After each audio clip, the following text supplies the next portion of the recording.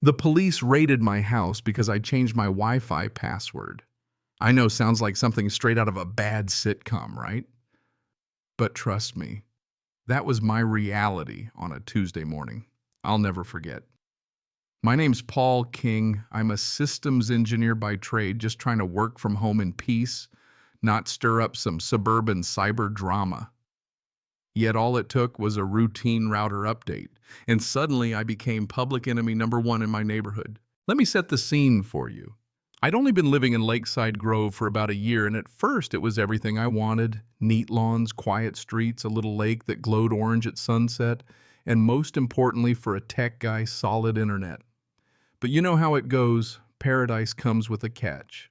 Mine lived 2 doors down, wore a pearl necklace like a badge, and went by the name Ella Thomas, president of the HOA, queen of pettiness, and as it turned out, an absolute tyrant with a clipboard.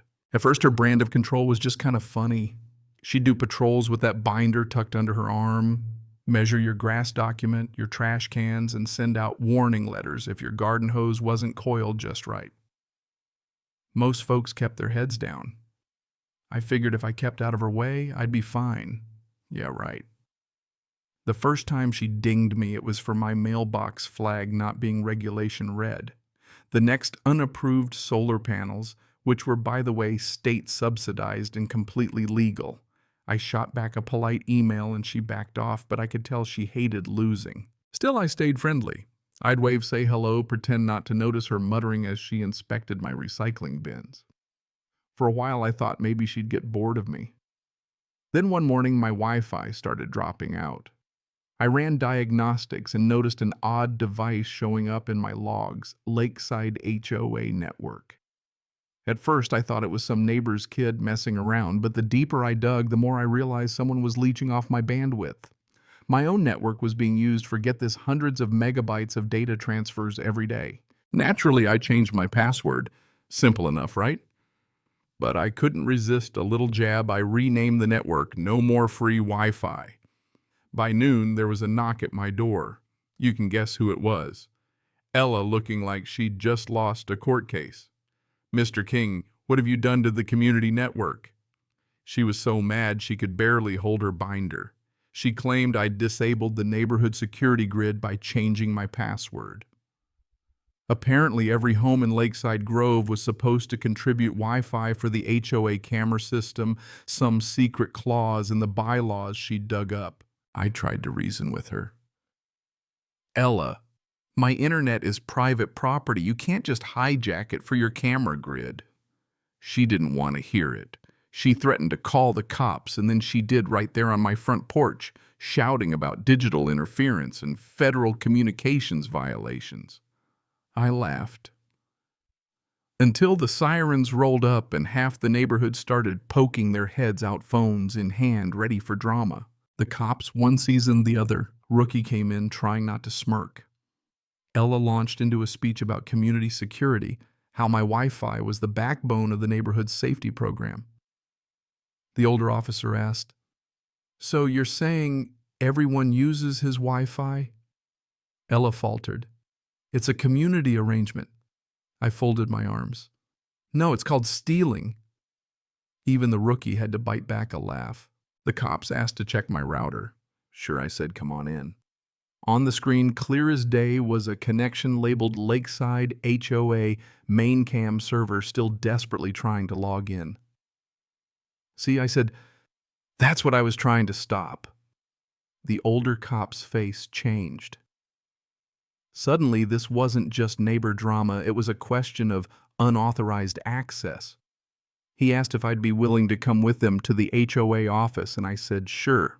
By now, Ella was pacing the driveway, working herself into a lather in front of the neighbors, accusing me of sabotage and, get this, endangering public safety. But here's where it got good. As soon as we walked into the clubhouse, Ella tried to block the entrance, rattling off about HOA sovereignty and demanding a board-approved warrant. The cop just radioed for backup, and within the hour, the place was crawling with officers and even a county cybercrimes agent.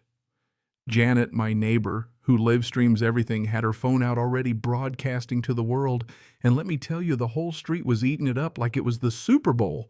Behind a locked door in the clubhouse, the cops found it all, a tangle of servers, screens, and cables, a command center monitoring half the neighborhood. I'm not kidding, there were feeds showing driveways, porches, and most chilling of all, someone's kitchen interior. My own backyard was on a screen zoomed in tight. The cybercrime guy, Agent Rowe, started muttering, "This is insane." Ella went pale. "It's just for safety," she kept insisting, "voluntary network connections." But the log said otherwise. Unauthorized surveillance, attempted logins from the clubhouse, and a personal cloud account routing everything through. You guessed it, my Wi-Fi. Within hours, the story was all over local news. Ella was led away in handcuffs, still shrieking about protecting the neighborhood. Neighbors were stunned, furious, embarrassed, some even apologizing to me for doubting I'd been targeted. The police collected hard drives, Janet's stream went viral, and by nightfall I'd been dubbed the Wi-Fi hero by a stranger at the grocery store. The next morning, the county cyber crimes task force was at my door asking for a formal statement. Turns out Ella had been running this operation for months, piggybacking off private networks, collecting footage, and even saving files tagged by address, name, and disturbingly rule violations. Some neighbors had interior cameras that synced accidentally, baby monitors, smart speakers, you name it. She'd recorded it all. Lakeside Grove erupted. The HOA board dissolved itself in shame. Tom Garcia, the vice president, asked me to help rebuild as tech advisor to make sure this could never happen again. I said yes, on one condition: no shared networks ever. The bylaws got rewritten, every surveillance device reinstalled only with written consent, and for a little extra fun, we renamed the Wi-Fi HOA Spy-Free Zone. People actually started attending meetings not out of fear, but to pitch in. Even Mark, the guy who got fined for tomatoes, brought me a basket of his best heirlooms. But it wasn't quite over. A few weeks later, I got subpoenaed. Ella had hired a high-profile lawyer to appeal, claiming she was the real victim. Court was a circus, her lawyer arguing intent over impact, trying to paint me as an attention seeker who destroyed her reputation. When they played back evidence, those cloud logs, the footage, even emails where she called residents fools who don't even know they're on camera, the jury didn't need long. Guilty. She got probation, community service, and a permanent ban from serving on any HOA board. Afterward, Tom handed me the new bylaws, fresh from the judge's approval. "It's official," he grinned. "Full transparency, mandatory consent, nobody gets spied on again." I laughed, shaking his hand. All because of a Wi-Fi password. And wouldn't you know, a few months later, the neighborhood actually felt normal. The clubhouse became a community center for real coffee book clubs. Even a little YouTube channel Janet ran for announcements. One morning, Ella herself showed up thinner, defeated, to drop off her keys and a note. "Turns out I was just protecting my own power," she wrote. First honest thing she'd ever said. She moved away soon after. The rumor is she found a gated community in Arizona, one without an HOA. The irony is delicious. I'd like to say that was the end of the drama, but, life's got a sense of humor. A few weeks after the appeal, a letter slid under my door, notice of summons. Ella was trying to sue for defamation, now claiming I'd ruined her name. Back to court we went, and this time the judge was in no mood. The verdict was swift. Not only did she lose, but she got slapped with a restraining order, no contact with anyone in Lakeside Grove for 5 years. Now walking around the lake, I see kids playing porch lights glowing warm instead of red and blinking, and neighbors waving for real, not out of fear.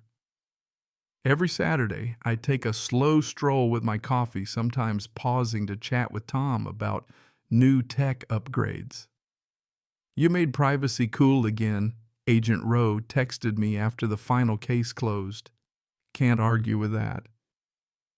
The best part: the only thing spying on me now is a couple of stubborn ducks by the water. So here's my takeaway, if you're still listening. Sometimes it's the smallest acts, like changing a Wi-Fi password, that reveal who's really in charge. Power hides in ordinary things: a bylaw, a login, a handshake. But if you stand your ground, ask questions, refuse to give up your privacy, you can change everything. If you've ever faced a control freak, a power-hungry neighbor, or an HOA with more cameras than sense, tell your story below. You're not alone, and you never know what kind of community might be waiting for you on the other side. Drop your thoughts about justice control or your own HOA drama in the comments, and don't forget to subscribe for more stories.